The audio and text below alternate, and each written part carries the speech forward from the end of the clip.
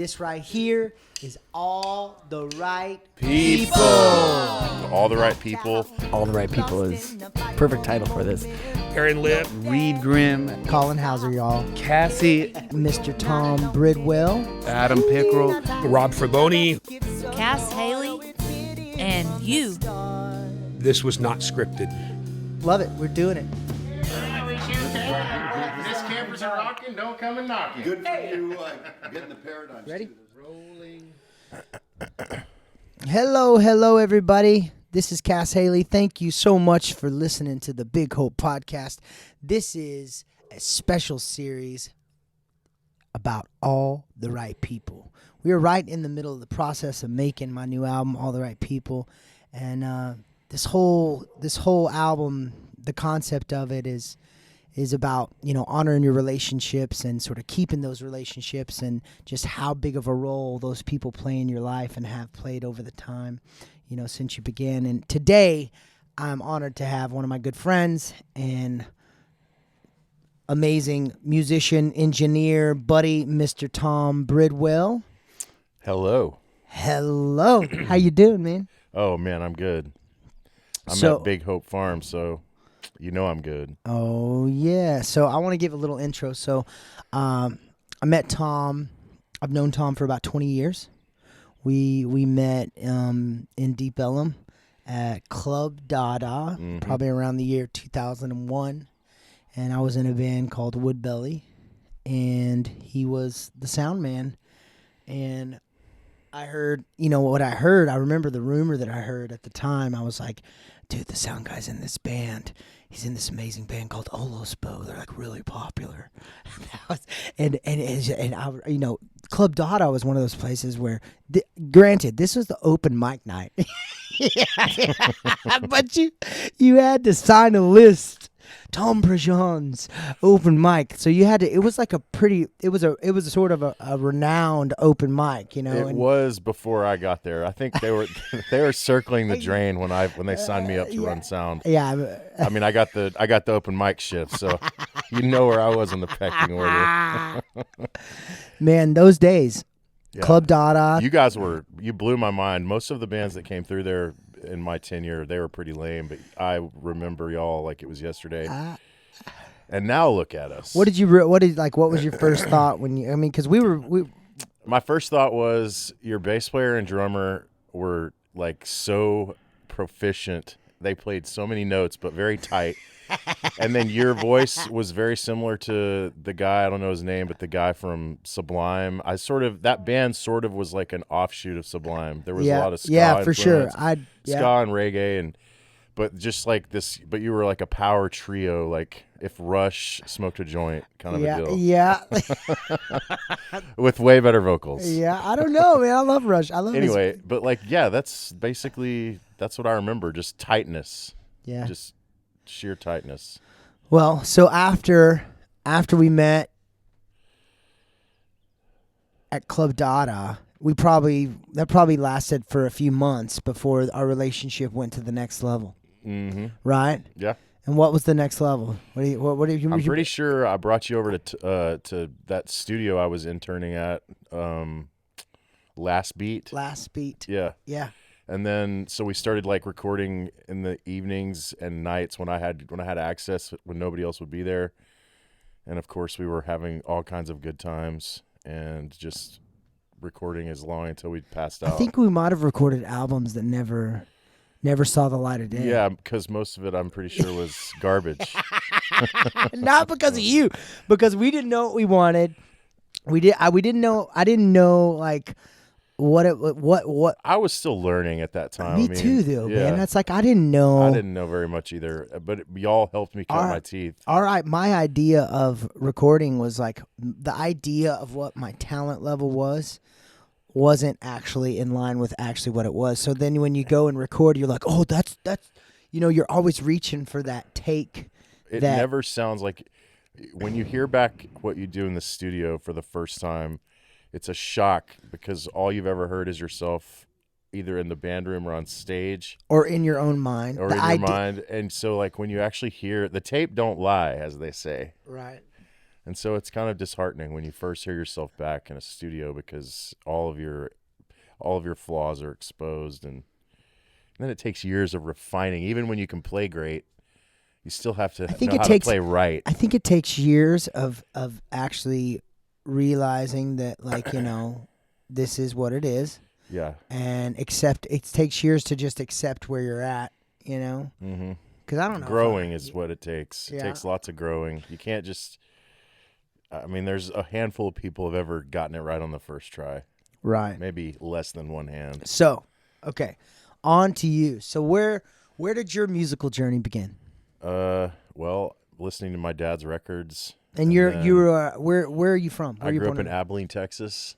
My dad was a huge Who fan and liked classic rock, so I just listened to music from his collection growing up, and then went to college, got in a band. We were terrible for my first band, and then I moved to Dallas in '97 after college and was obsessed with jam bands. Uh-huh. So I got in Olospo, which we're still kind of a band 20 years later. Yeah, I'm a fan. But honestly, like I didn't really understand music until I recorded music, because it's a whole different ball of wax. You learn I became a better drummer when I started recording music. Yep. Because I would just hear these drummers come in, hundreds of drummers that just kind of think that it's all about their awesome fill. It's all about them. Chorus. It's not about the song. It's just about what they can we do. gotta punch that in because that fills around. I'm like, dude, just play the beat. And I'm like, wait, I hope I'm not like this guy right here. I heard a rumor that you were into Dream Theater at a certain point. I loved Dream Theater, but that's just because I didn't know about Fish yet. Fish was basically Dream Theater, just with different guitar with tones. Songs. Yeah. With songs. Sorry for anybody that loves Dream Theater.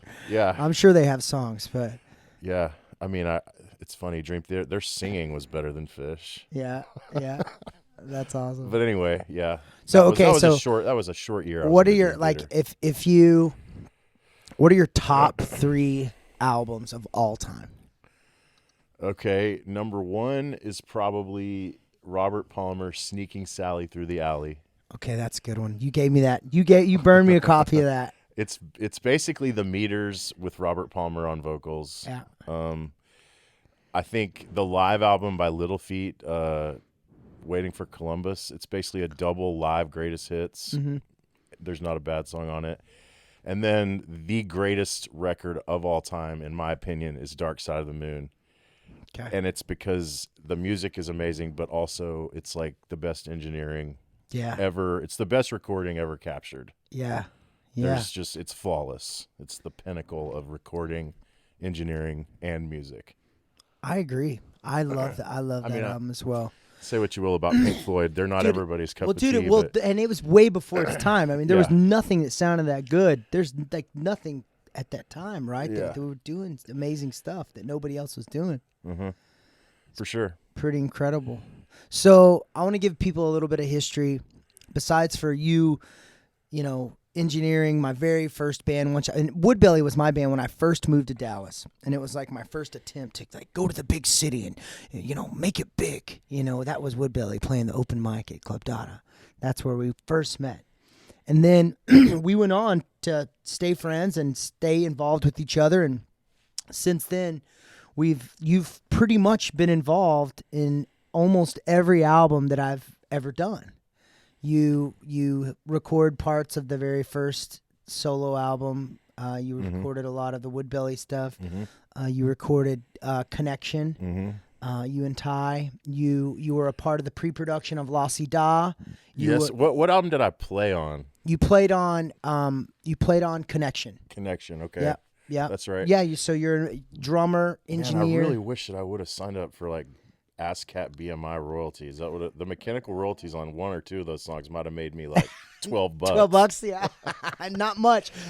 Now they have that'd now be they have $12 more than any other now band they I've have ever been Sound Exchange, and they have a certain percentage that actually goes to players on everything through Sound Exchange. That can be, I think it's a little bit more lucrative than the. You know what? I'm just gonna let it ride. Yeah. I'll just donate it back to the kitty. So you've been involved in pretty much all of the records, and even these last few records that I made, where I made them since I got a studio myself and started recording here at home. we always rented out your studio space for rehearsals, and I've really felt like I feel like you've been involved since the beginning, man. And so like when I found out that we were gonna do this album, All the Right People, and we were going to have another good friend and mentor of mine come produce it, the first person that I thought about was you.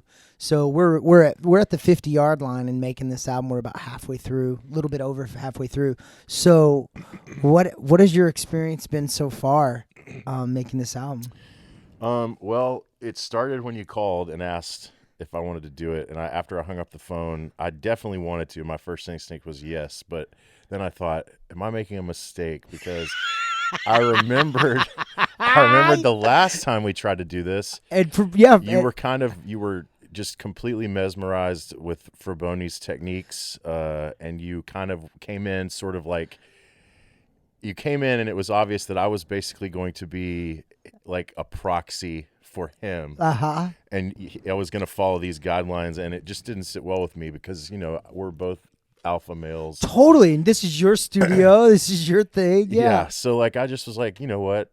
You can go jump in a lake. And that's basically where that ended. Yeah. But this time around, this was like, how many, 5 years ago that was? That was 2000. Yeah. Over 5. So that was 2013. I've grown a lot. 7 years. Then. And me too. And I also have had a child who's so about we got to to tell 5. the story. So now that you've unleashed, I wasn't going to talk about it. Okay. So on the album La Cida, that album started, it was inspired by the technique that we recorded in was inspired by Fraboni and his sort of the way he does a lot of ambient miking and a lot like he uses very few mics and he does more of an old school technique.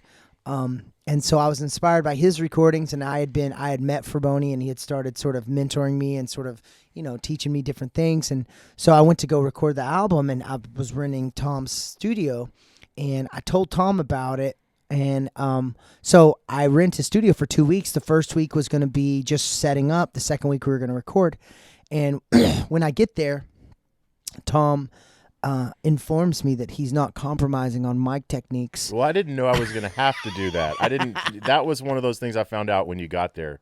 That's I probably really true. did think that I was going to be in charge of like my own techniques, but yeah. Then you're like literally on the phone with this dude, and he's telling you where he wants me to put the mic, and I'm kind of like, well, first of all, You're look, not even here. I'm down with the techniques. I mean, I've seen the light, and I even knew back then that you can do thing. that, but in my small World. 19 by 21 foot drum room, and you're trying to do live recordings, like you can't put the guitar mic 5 feet away from the guitar cabinet.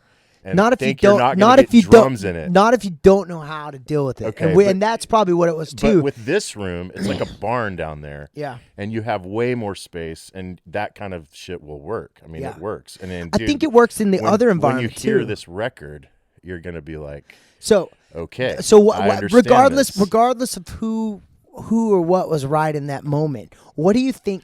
Like, okay, so what I ended up doing, he told me he's not compromising on mic techniques, and I was like completely personally offended in the moment, and I was like, I was too. I was like, I was offended. This dude is messing with my baby. I mean, I feel like you just grabbed my baby and walked out the door. So I were said, pissed. I packed my shit up. We had everything set up. I packed my gear up, and I called another studio, and I told the guy, I said, look here. I want to come in your studio, and I want you to do exactly what I say. If you can't do that, and this is Ty Robeson at January. I would love to hear what his opinion of this. Like, I'd love to hear his version of this story. So too. I call him, and Ty's like, I told him too. I told him what you did. I said Tom just basically said he's not compromising, and it's like, and he's like, well, you know Ty. He's like, well, yes. I will. That's exactly what he did. Yeah. Yes, just like him. I will. I will take the session and do exactly what this guy wants to do. That's how Ty talks. Dude, that's hilarious. And so we go to January and we do the same thing. and La Cida, that's the album that you came up with. So now let's fast forward to right now. Yeah. So me and Tom made up. It took maybe 3 or 4 months. And Right. It was easy to, in my opinion. I was like, it was what it was, and then we made up. But see Well, I was in the middle of, so I was explaining. I hung up the phone, kind of second guessed myself saying yes, but then I thought about that story that we just told, and then I realized that what I needed in my life right now is something that would get me kind of reinvigorated, because I had my child 5 years ago. I haven't really been able to do a lot of recording, and I've just and now kind of you're been, talking about being involved in this session now. That's what you're right. talking I yeah. definitely needed. I kind of have been not burned out because I haven't been working that much, but I've been needing some like a fresh set of like techniques, I guess. Experience, I just yeah. wanted and I've never engineered outside of my own studio since I started my studio 14 years ago. Have you So ever engineered I've never stuff done where one session. have you engineered stuff in your studio where a producer came in that you didn't know? Yes, and that's no big deal. I actually like that because the producer can listen to takes, is a second, has more of a musical. I'm just a drummer, so I'm not really that good at helping with the songs. Yeah. But anyway, I'm glad that I got this new, like, this has been a learning experience that I didn't think I would get. I had a feeling I would get it, so But I you were came still a to little get it. skeptic. I bet you were I a came little to get it. skeptic of like, I wasn't skeptical. I was just nervous that I was nervous that I maybe was making a mistake and I was going to be trapped out here for 5 days. But dude, I knew that it was probably going to be fucking great because honestly, like the plan of all the right people and all these people, I mean, I knew that you and me were going to be fine. There's Yeah, no way I yeah. was going to screw up again with you. There's Yeah. no way. And I just was well, I think that's something about this is like, dude, we've been friends for 20 years and been working together, and it's one of those things. You know what has kept us working together is our ability to talk about things. Yeah. And to work I through wish I them. could do that better with my wife. Like, honestly, like the way that I argue with him, if I could only argue with my wife this way, it'd be so much better. I'm an over communicator too, though. So I'm like, we're talking through things. Yeah. I remember. Anyways, I'm not gonna go back to that memory. Well, it's been great. To answer in short, like honestly, I'm. What do you think totally, this album's gonna sound like? Well, it's the one major thing about this record compared to any of your other ones is the dynamics. Like there are some seriously like delicate, feathery, just like you're just passing a sheet of like cellophane across to somebody else. Like musically, if that makes sense. Like it's just such low dynamics, and then there's also really nice, loud, big, boisterous parts. But truly, like you're really capturing some delicate dynamics, Some gentle vibes. yes, which I love. Right on. Well, man, Tom, I am truly honored that you're a part of this and you bring strength to this whole situation, really. Thank you. And I'm so glad that you've been able to be a part of it. And I know it took a lot for you to take the time away from your daughter and your wife. And I really, It was really, a really, blast. really Thank you for appreciate inviting you me. being here. And I just want to say I love you. And everybody out there listening, go check out tomcast.com and you can check out Tom's studio. It's and book. tomcastsound.com. Oh, okay. But Tomcastsound.com. if you Google Tomcast Sound, I'm the only guy in there. And, he's got an amazing studio in Dallas that is, if you would like to record your band, you can submit and he would consider I'll close mic possibly the shit out of that. for you. producing a track or two. Hey, you could even get both of us to work on it for the right Yeah, coin. I love producers. You bring enough clams to the situation and we'll work for it. Anyways, thank you so much. You guys, thanks for listening today, and we'll see you next time. Bye. Bye. Was he giving us the wrap it up? It's like, wrap it up.